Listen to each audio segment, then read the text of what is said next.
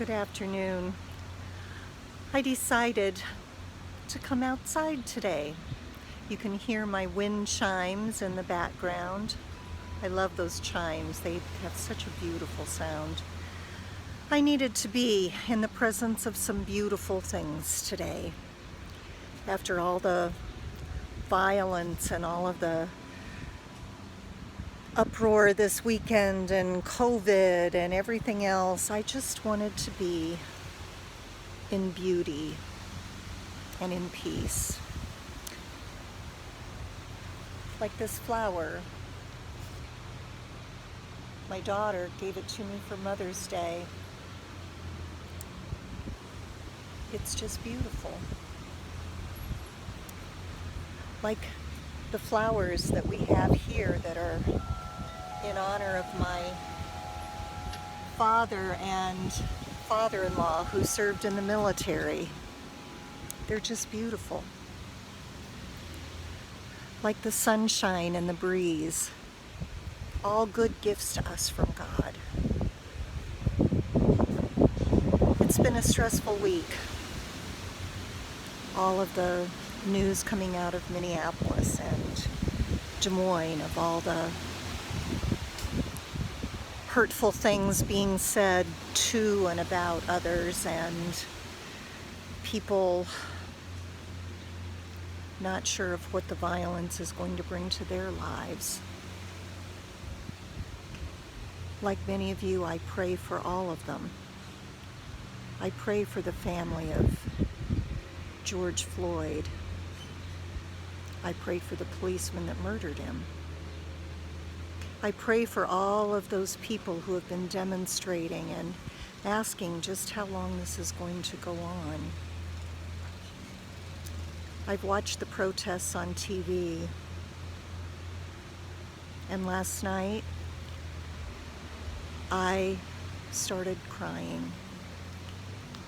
I don't know if you saw it, but in Des Moines, the protesters were gathered on one side of the street.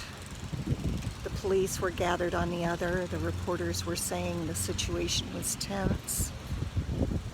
And there was a man who we later found out was a pastor of one of the Latino churches in Des Moines, who started out talking to the police. And then he walked over and he talked with the protesters. And then he went back over and talked to the police. It was getting to be curfew time. There was a 9 o'clock curfew in Des Moines last night. And right about 9 o'clock, the police knelt down. Every police officer there, and there were, I think the estimate was between 100 and 200 officers, and about the same number of protesters.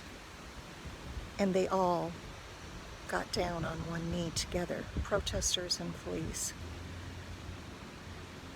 And the pastor offered up a prayer. And the protesters, when they stood up, dispersed peacefully. And the officers stood up and watched them go. And my heart was just full because it showed how the power of listening to someone else can make all the difference in the world. There were people in that crowd who were ready to do violence. The police officers were in their tactical gear. They were ready to have to commit violence on people that didn't listen. And instead, they all listened. Sisters and brothers, my prayer for us this day is that you and I could learn that lesson too. How many times in our lives could trouble be averted if we just listened to somebody else? If we heard their cries, if we heard the real meaning behind their words, if we tried to understand more than we tried to judge. It's something I know I have to work on a lot. It's so much easier to rush to judgment and condemn other people's actions and belief systems.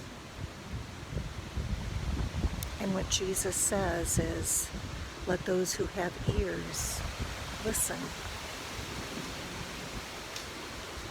Let's try to be a little bit more like Jesus, shall we? Would you pray with me, please? God, we give you thanks today for the peacemakers, for those who are able to listen, for those who are able to hear the cries of people oppressed,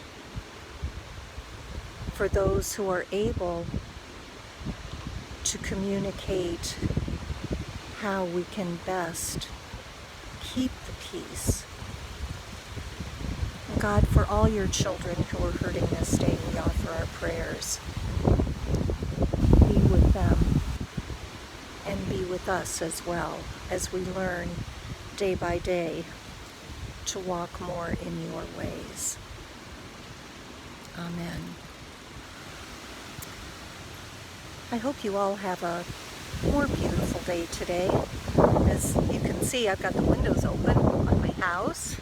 I've got flowers in my yard. I'm waving at one of my neighbor kids going by on his bike. It's a beautiful day. One of God's gifts to us. Enjoy it. I'll look forward to seeing you soon.